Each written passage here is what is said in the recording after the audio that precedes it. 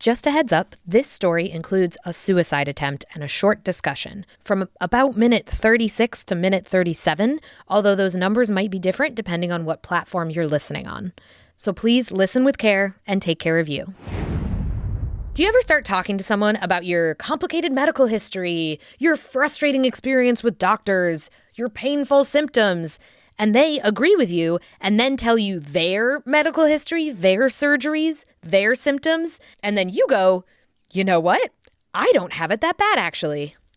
It's important to get perspective sometimes.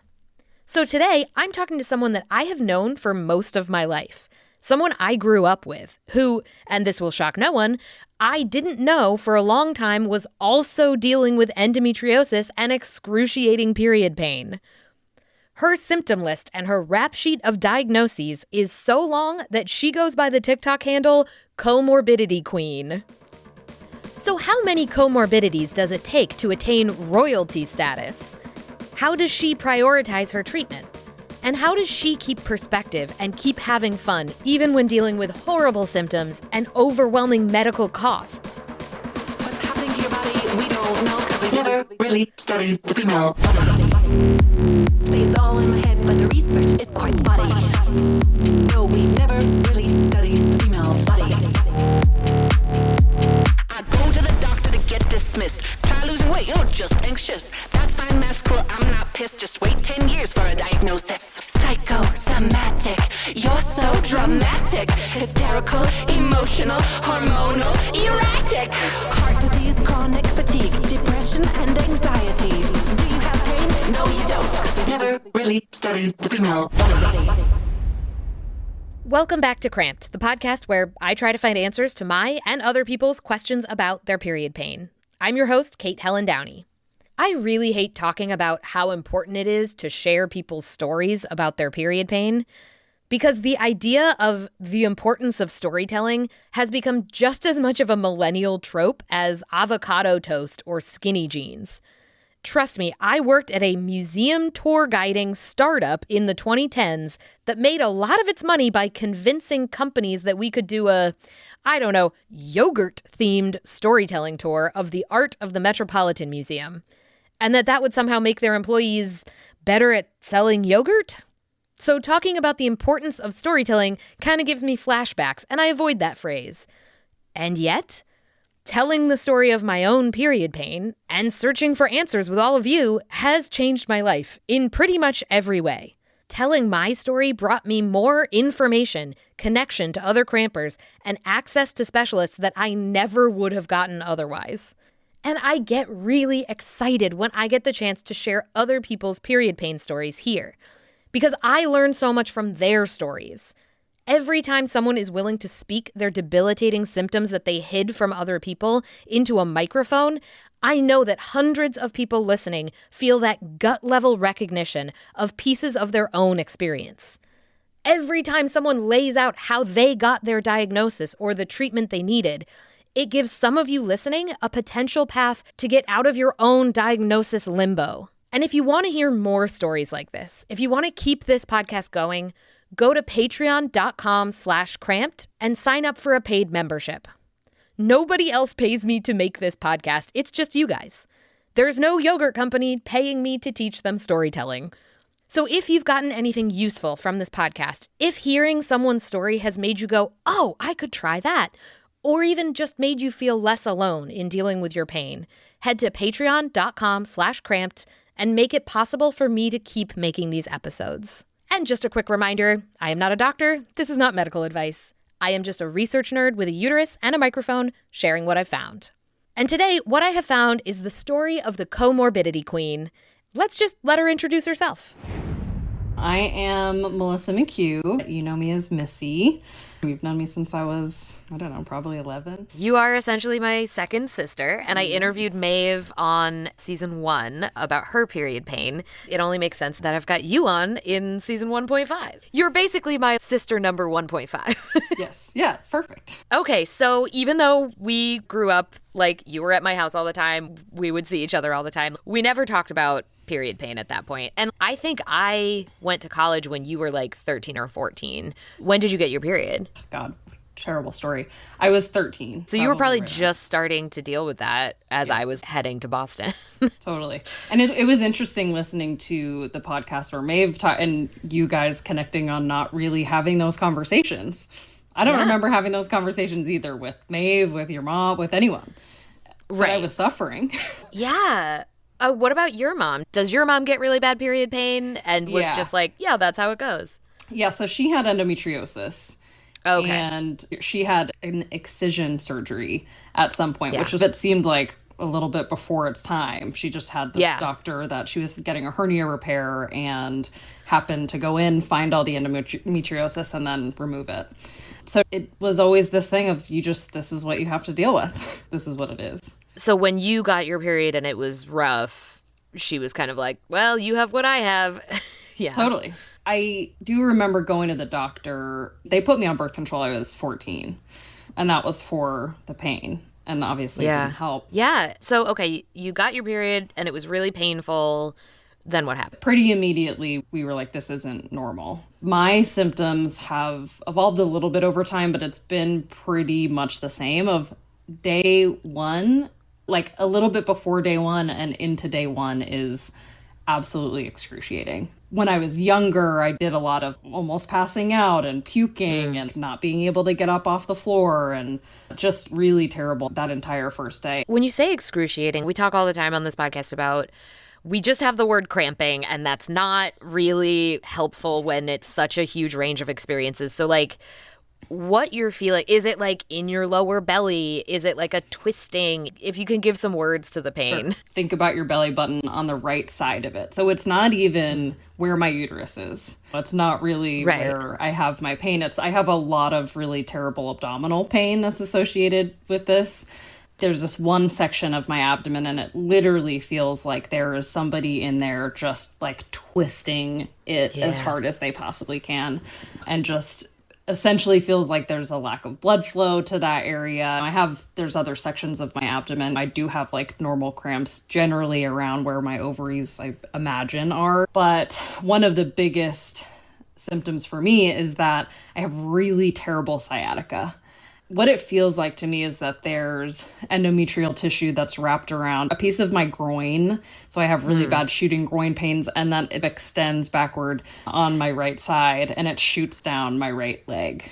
You know that from past surgeries, that is the reality of the situation, or that's just what it feels like? That's what it feels like. The first surgery that I had, I was 17 and it was an emergency surgery. I was rushed into the hospital.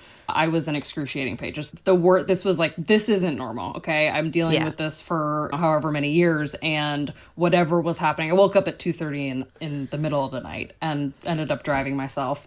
Oh my God. It was, and I had driving a standard in the middle of the night with these cramps. It was like, oh. God. So I get there, they do every test that you can possibly imagine. CAT scan, MRI, intravaginal ultrasound, the whole gamut. And they're essentially saying, nothing's wrong with you. And they were trying to just discharge me. And I remember screaming at the top of my lungs. I was like, cut me open. Please, cut me open. How is that pain different? Like, it was just more painful or it just felt different? Yeah, I felt like I was going to die. It felt like something was bursting inside of me. Essentially, they were thinking it was appendicitis. Yeah. And so it was that level of pain. It was the same location of where my pain typically was, but it was just heightened by a million times. Oof. They ended up doing an emergency, just like exploratory surgery. Was that a lap? Yes. Okay. So they were like, we're going to be in there. It's not going to take very long. We're just going to go in there, see what's going on. And I was in there for 9 hours. Oh my God. Yeah. What did they find? Essentially endometriosis everywhere. Oof. All over my abdomen. I had adhesions where my organs are everything's stuck together. But the bigger thing that they found was that my appendix was being strangulated by the endometriosis. So all of the regular tests that they do for appendicitis it didn't show up as... Right, because endo is like invisible on all these imaging tests. Unless you have an endometrioma, like a cyst filled with blood, that shows up on some of these tests and these like MRIs. But mostly it's the scar tissue, the adhesions that are causing the problem. And that just looks like normal tissue on most of these imaging tests. Yeah, so they ended up taking out my appendix and the endometriosis that was around there. Unfortunately, they did ablation. Oh. And yeah. It wasn't a specialist because it was an emergency surgery. Yeah. Yeah. So they did what they could, but everything was so inflamed that they were like, does she have pelvic inflammatory disease? And I never ended up getting any other diagnosis aside from endometriosis at that point. The other thing that they found in that was my right fallopian tube is a little bit twisted and it had endometrial tissue growing all around it. And I had fibroids and cysts. So, you know, all of those things. Whoa, all those things? Yes. That's so many things. Every doctor that I've ever gone to has always like poo-pooed the fibroids and the cysts. They're like, everybody has these basically. And I'm like, okay, but should we be doing something about them? Like right. I've gone through these cycles of being admitted to the ER for ovarian cysts bursting. Isn't there something that we should be doing? So upsetting. Okay. I don't want to get too bogged down in this because I want to talk about the comorbidities. You on TikTok are called the comorbidity queen, which I love. So we've covered like the baseline, right? Like your baseline is endo, fibroids, cysts. Yep. What's happening on top of that? Sure. Since I was a child, my family used to call me DQ for drama queen because I was always getting hurt. I was always hurt. I was twisting my ankle constantly. They chalked it up to like, she's clumsy. You are not like a sickly stay in bed child. You were playing sports all the time. You were running around. It was so shocking to me when my sister started telling me about your surgeries and just like what you were going through. Because I was like, Missy? She's like climbing trees. Like, what are you talking about? Hyperactivity is definitely a piece of that puzzle. So yeah, you're right. So I was really active.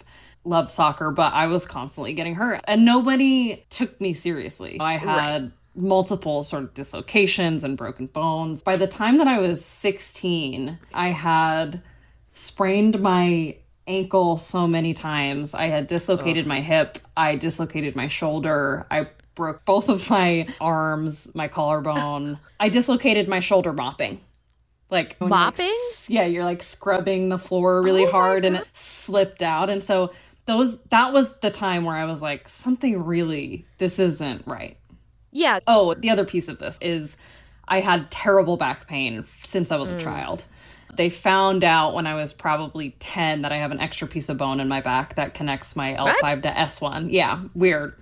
Just on it's a I've never heard of that. Yeah, it's very rare. It's also strange because it has proteins from both my sacrum and my vertebrae. And so it's like a combination. It's like not cartilage and not bone, but there's nerves and nerve endings and blood vessels all wrapped up in there. Also arthritis. So I've had arthritis in my back since I was like 7 years old. Oh my God. Along with scoliosis. So because of that, it's thrown everything off a little bit. Have always been dealing with the back pain and was in a back brace in high school for a while. And so that was taken pretty seriously. I was going down to Mass General, or the Children's Hospital actually, from the time that I was about 7. Dealing with that specifically. When I was 16, all of my doctors basically were like, we don't really know what's going on. Stop playing sports. You need to stop playing sports. Yeah. And that was really soul crushing because I loved soccer and I was being considered for scholarships and I had to stop playing. So that was really, really difficult. So I lived my life and I had a really traumatic from like 16 on. There was like bouts of my life where I was homeless and I didn't have healthcare. And a big piece of that is like not being able to go to the doctor. Right. So there was a big chunk of my life until I was 21 where I like sort of got my shit together and was like, okay, I can actually go see somebody for this now. In college, I really wanted to become a naturopathic doctor. That was the path that I was going down. I was like, I need to do something that's going to make me healthy because I felt so unhealthy and I felt so out of control.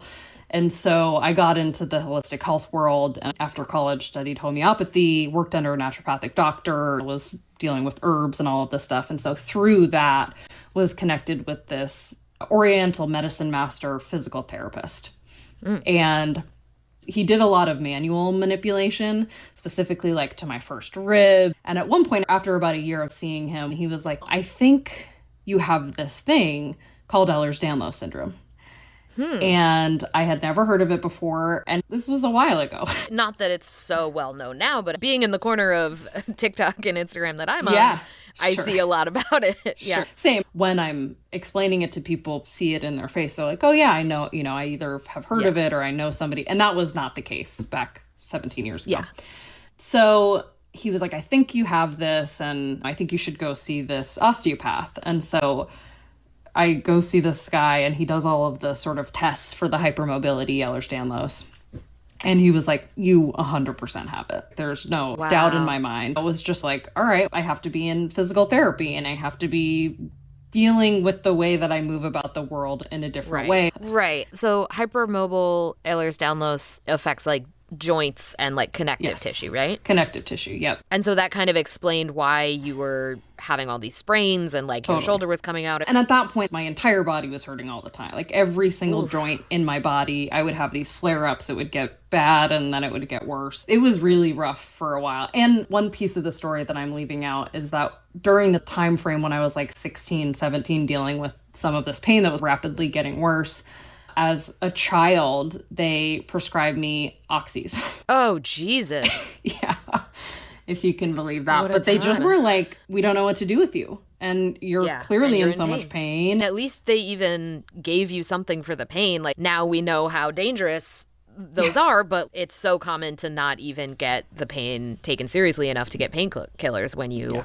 have something like this as a woman. Yeah. Totally. Okay, so you got the hypermobile Ehlers-Danlos diagnosis, but there wasn't much you could do about it. No, sort of in conjunction with this is really bad GI issues just forever. So I was diagnosed celiac when I was 17. Sorry, I'm jumping around because it's so... No, it's okay. That's how it goes. A tangled web. Something wasn't right. So I ended up going to a GI doc, ended up testing me for SIBO, and I ended up testing positive. I could not get rid of it. And I did everything. At this point, I'm like freshly turned 21. I want to be out at the bar with my friends, but instead I'm not drinking. I'm on an anti-inflammatory diet. I'm on an elimination diet. I was so strict with everything that I was doing. I did every type of herbal protocol that you could possibly think of. I did the different rounds of different types of antibiotics.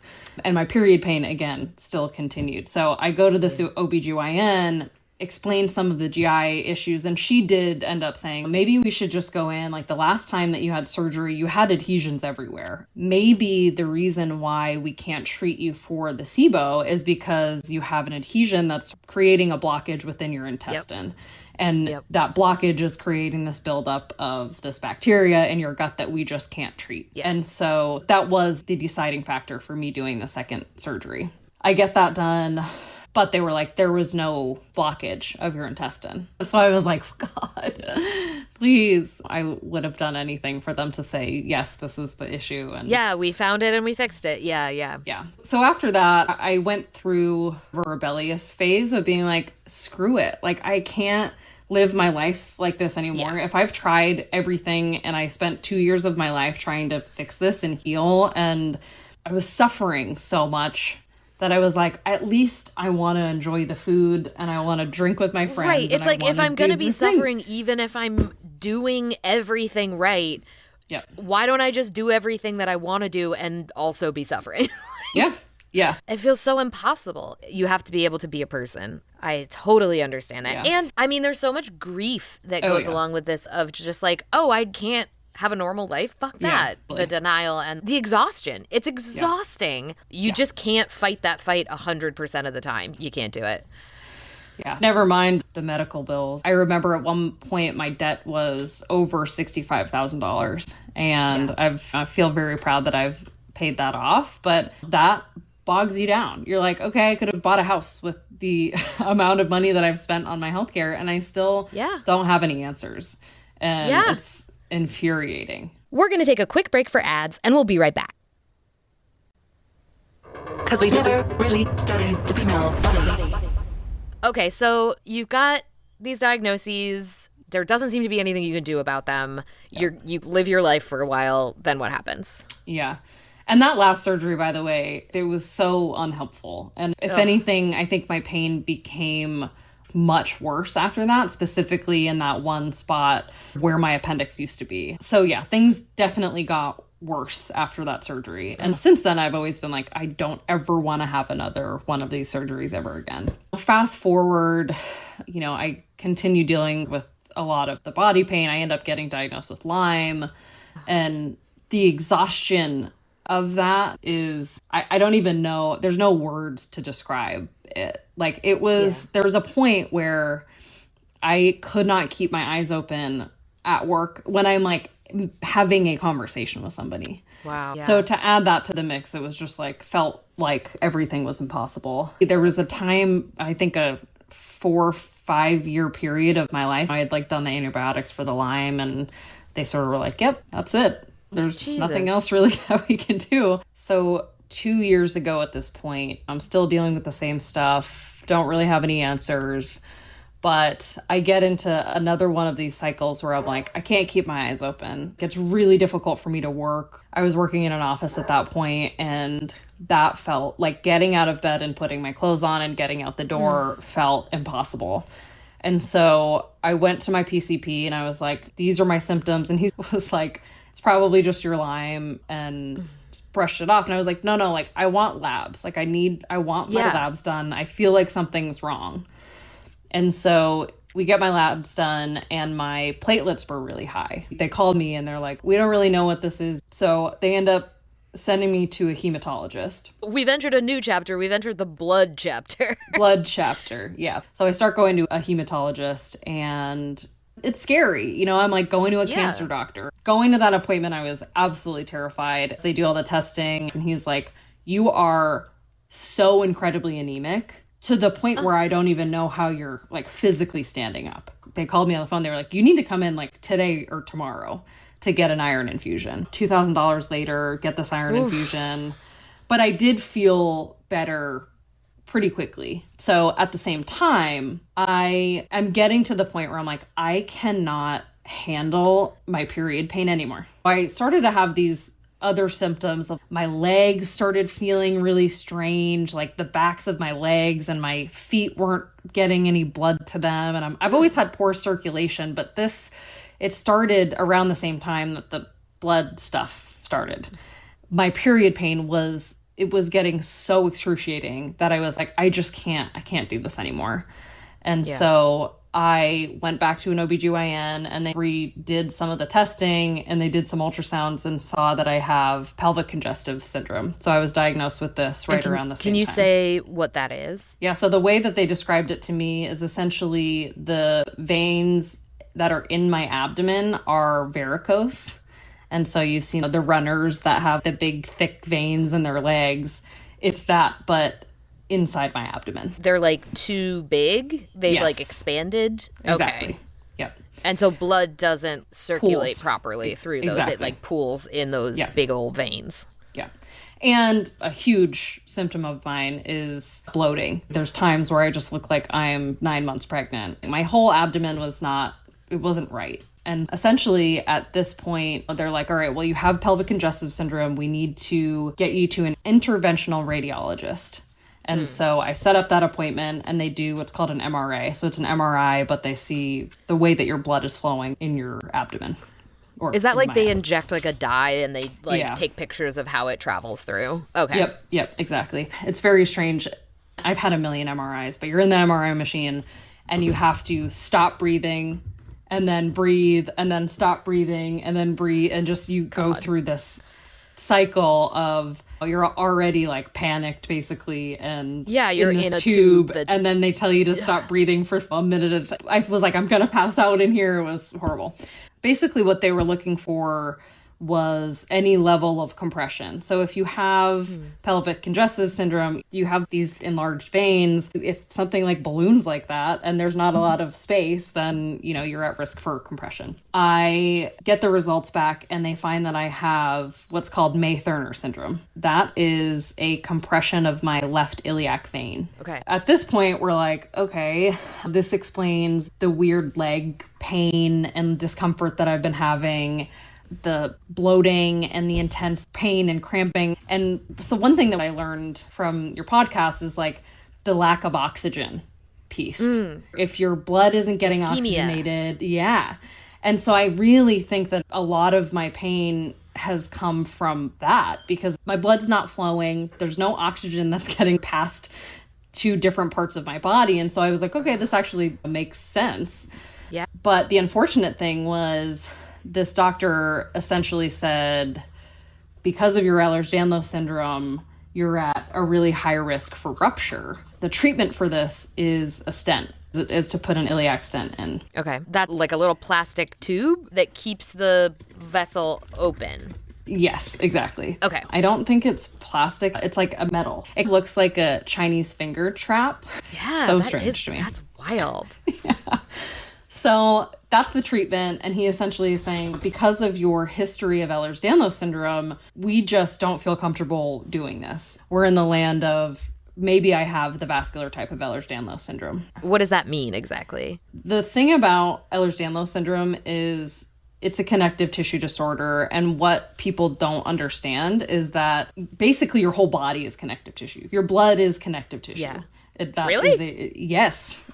The structure of your veins and your arteries and every piece of that is intertwined. And so some people can just have lax joints and have the hypermobile type, and other people can have more intense symptoms. And once it gets into this land of vascular, then you're dealing with something that's a little bit more serious.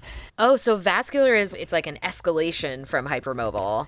Yeah. The scary thing about the vascular type of Ehlers-Danlos is that you're at huge risk for arterial rupture and organ rupture. So people just die from their colon or their uterus ruptures, and then you just die. Your organs or your veins can just like explode? Yep. Ah! Oh yeah, my God, that's really scary. Absolutely. I mean, it's absolutely terrifying.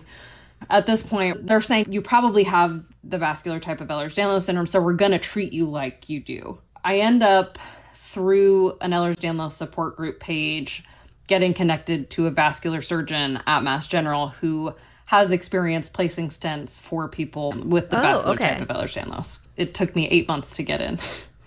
They're sort of like, you need to watch out for stroke and heart attack and all these other things because you have the potential to clot. If you think about, my veins are really big, I have this compression, there's a buildup and a lack of blood flowing. And so being at a high risk for blood clot was also really scary during that 8 months where I didn't have an option. There was nobody else that I could go see. It was either like, be at risk for these things and just really be careful. And you can't really be careful. Like, what do you mean be careful? Just like be scared all the time? Yeah, totally. It was really scary. And during that time, I remember, again, I was like working in an office. I ended up quitting, but I had to fight with them because they wanted a doctor's note to give me permission to work from home, even though I could have done my job completely from home anyway. I really needed a job where I could work from home because most of the time, this is 11 a.m., I do what's called a work bath, where I get in the bath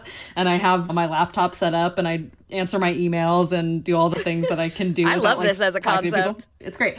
But it helps me because it gets my blood flowing. It gets the hot water just opens up and dilates my blood vessels. And I start feeling sick around that time. I get in the bath and then it makes me feel better.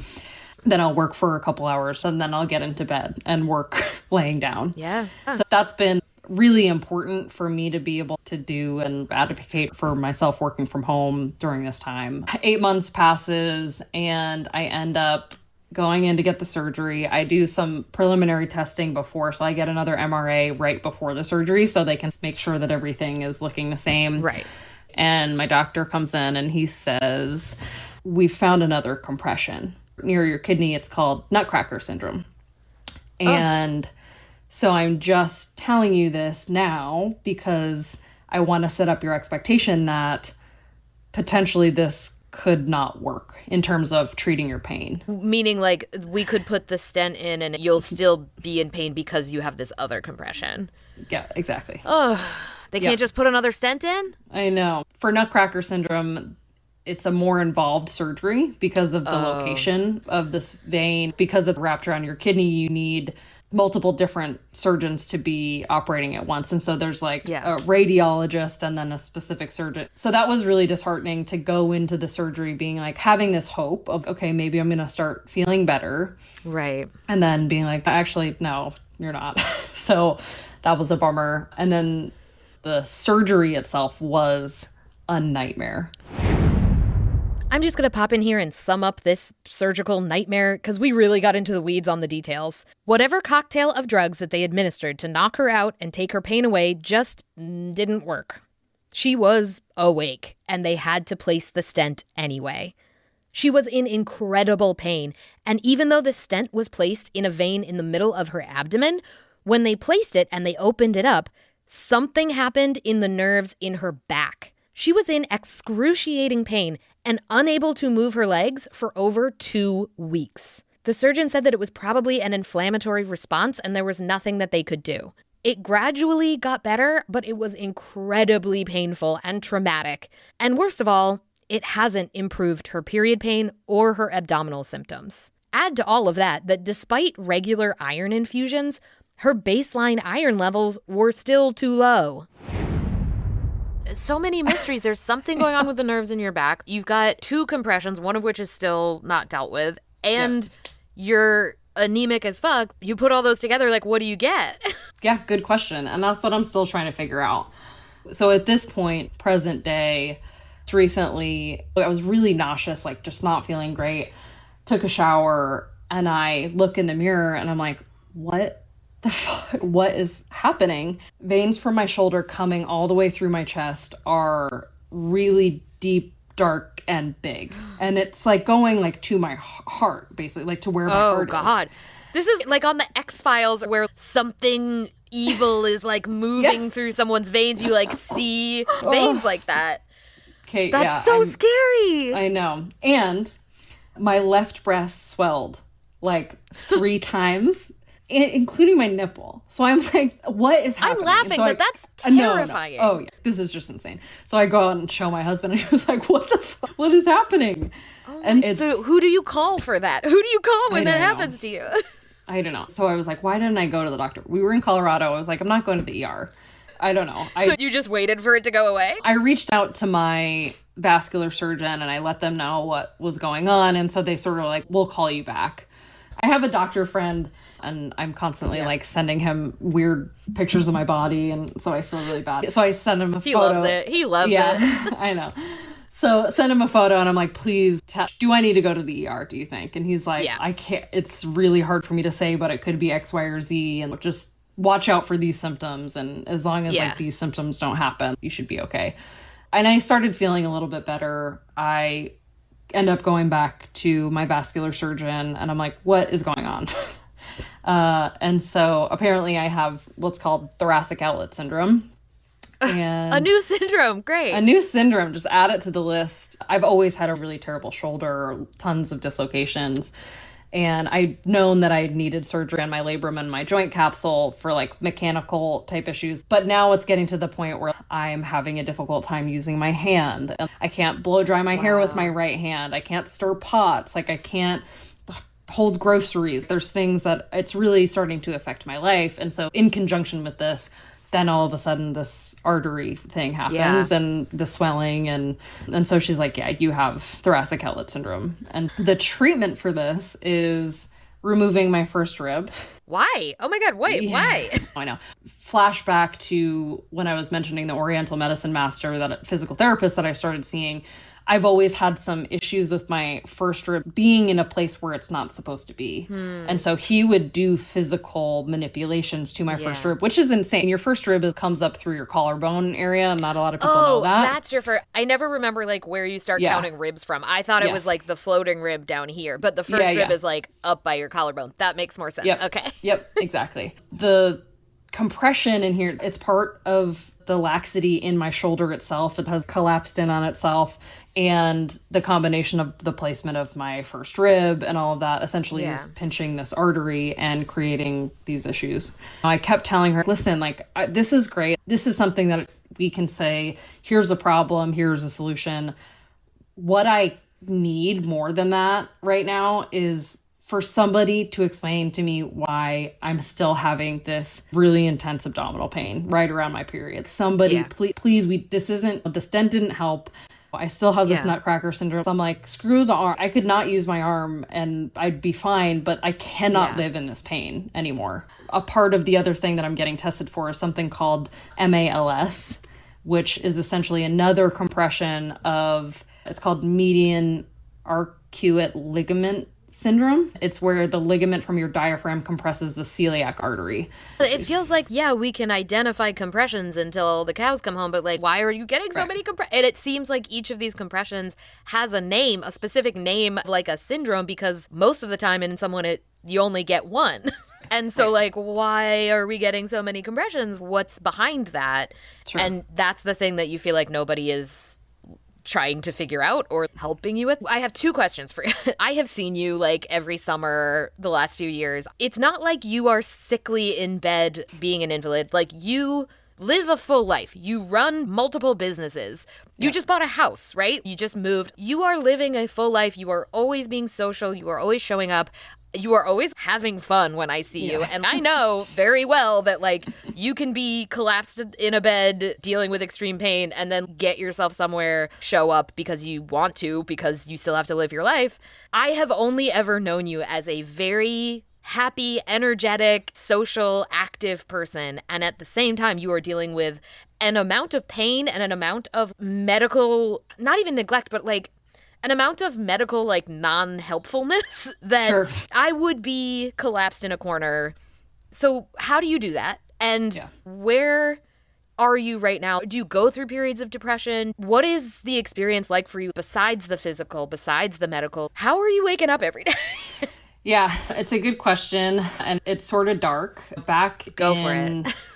Back when I was 17 and going through all of the just not knowing where the pain was coming from, being on oxys, like being completely untreated, not being taken seriously, and then a combination of like my life circumstances of generally being homeless and all of the things that came along with that time in my life, I tried suicide a couple different times. That's very common. Like, I know you know this, but with anyone who suffers from chronic pain or chronic disorders that are not being helped by the medical system, that is very common. Yeah. And a completely reasonable reaction to being in constant extreme pain and not feeling like anyone can or will help you. Totally.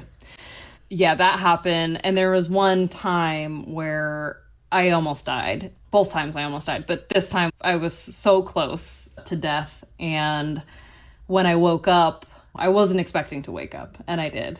In that moment, waking up, I was so grateful and relieved that it didn't work and that I was still here. And that was what changed the trajectory of my life, because instead of suffering and not wanting to be here, I had to make the recognition that I do want to be alive and that, okay, I can deal with this pain. I don't want to live my life in this way. And at that point, I cold turkey stopped taking oxys, which is an insane thing to do. Like, I was very addicted to them at that point in my life, being prescribed for the amount of time that I was. And so cold turkey got off of those. And that's sort of when I was like, okay, I want to start thinking about my health holistically and finding some real solace within meditation and exercise. And I just completely changed my life. And it was a mindset shift of, okay, I want to be here. And yes, I'm going to have to deal with this pain, but I don't want to let it ruin my life. And I want to be able to be enjoying the same things that my friends are and having these quality moments and live. I want to live. That was what it was for me, and I've never gone back. And yes, to answer your question, 100%, like, go through bouts of depression pretty frequently, especially when I'm having these flare-ups. But especially with this potential, the vascular Ehlers-Danlos, where I could just essentially die at any time. I could have an organ rupture, or I can have an arterial dissection, so all of those things are real, and it just makes me so grateful for every moment that I do have here. and I'm just going to live my life as much as I possibly can until I can't. That's a really great outlook. I'm like crying a little bit. The amount that you're going through and the amount that you've been through, and to be going through that with the mindset of, and also I'm going to live and I'm going to experience joy and do the things that make me happy. That's huge. We ended our recording there. But in the time that it took me to edit this, more things happened in Melissa's medical journey. So I asked her to send me a voice note of where she's at now. So just to summarize, I'm going to give you the big rundown list of all the issues that I have. Pelvic congestive syndrome, endometriosis, hypermobility Ehlers-Danlos syndrome, multiple vascular compressions, including a May-Thurner syndrome, Nutcracker syndrome, and now a fun new one is bilateral venous thoracic outlet syndrome, compressed subclavian veins, both on my right and my left. Fibroids, ovarian cysts, POTS, MCAS, liver scarring, also a new one that they found on an MRA, and just a cute little mystery. Chronic anemia, persistently elevated platelets, arthritis, and just an amalgamation of chronic back and body pain. But what's the most frustrating is that every single one of these conditions are being treated entirely separately rather than maybe a connected manifestation of this larger systemic issue. Recently, I started seeing a physician, a chiropractor, with a special interest in Ehlers-Danlos and hypermobility disorders. And for the first time, I feel like somebody's actually looking at this a little bit more holistically. And the most important and exciting piece of news that I've received in a long time is that he was able to order the genetic testing for vascular Ehlers-Danlos syndrome, which I'm currently waiting on.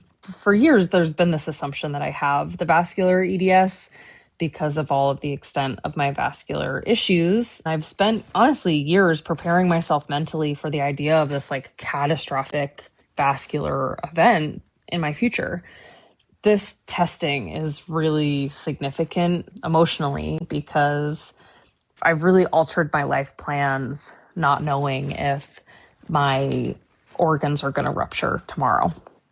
I got an exciting piece of news, which is that this physician explained to me that many patients with hypermobility EDS also can experience the vascular compressions without having vascular EDS. He just was saying, yes, you could have it, and the extent of the vascular issues that you are experiencing are it's scary, but it doesn't necessarily mean that you have the vascular EDS. With that being said, this debilitating pain that I experience on day one of my period, I strongly believe that it's connected to this blood flow issue that I have.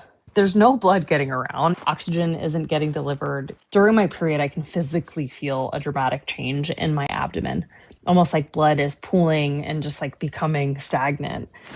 What I keep questioning is whether this like impaired blood flow, connective tissue instability, dysautonomia, inflammation, and just like pelvic pain in general are interacting together. The MCAS and the POT stuff, just like it makes sense that they are all connected, but why is nobody talking about it or like providing some type of solution? All of the treatments that I'm in discussion with different specialists focus on surgical correction of any of the individual compressions, such as, hey, removing both of my first ribs. But there's no discussion on why are these happening? So I just took it into my own hands, as one patient has to do. I'm starting treatment with a postural rehabilitation and sort of hypermobility focused provider.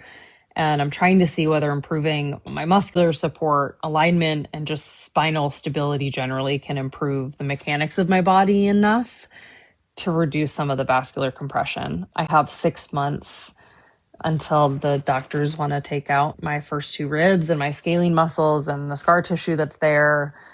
And I get it. They're concerned about me getting a blood clot, and which I am too, but I just don't think that removing my first ribs is the answer. The more that I'm learning about this is okay, if I can structurally change the way that, my pelvis is twisted and my hips are wonky and the scoliotic piece makes all of my ribs flare out and is the reason why my first ribs are compressing my subclavian vein.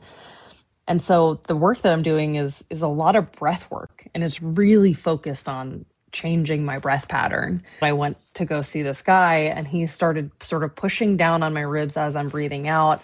And we did this for 5 minutes, and I have never felt so good in my entire life. And he was like, you're just not breathing. Like your diaphragm is set up in a way because of all of the wonkiness of the like structural support is not there in your back and in your abdomen, that your diaphragm isn't working correctly and you're not getting oxygen.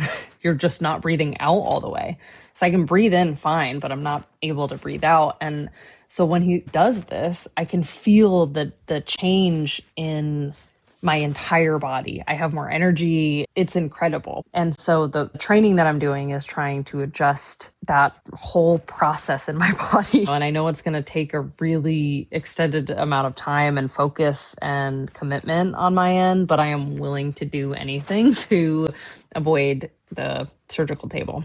I think that if I'm able to potentially change the way that my body is structured and the way that blood is flowing by using my breath and exercise, I don't know, maybe my day one period pain won't be as horrible. Or maybe it will be because I have endometriosis lesions all over the place and scar tissue and whatnot. But I have a feeling that in my case, because of all of this vascular stuff, that this lack of blood flow and lack of oxygen and lack of circulation is a huge contributing factor that isn't being studied or discussed.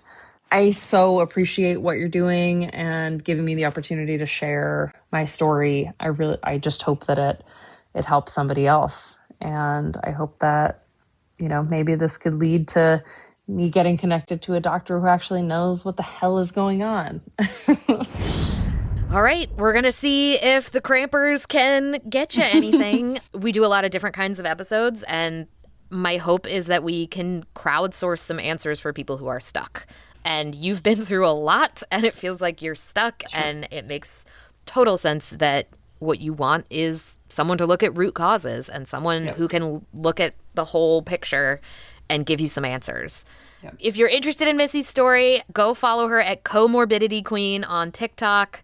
And if you've ever experienced anything similar, please get in touch with her there. Yes. We all need more people that have been through similar things while we're fighting these fights. Absolutely. That's it for this week's Cramped. Do you have any insight about Melissa's comorbidities?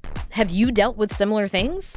Do you know of, or are you, a doctor who could help her identify a root cause to all of these issues? You can reach Melissa directly on TikTok at Comorbidity Queen, or you can email me at crampedpodcast@gmail.com, and I will happily forward it along to her. Please make it possible for us to continue making these episodes by joining our Patreon at patreon.com/cramped. See you next time.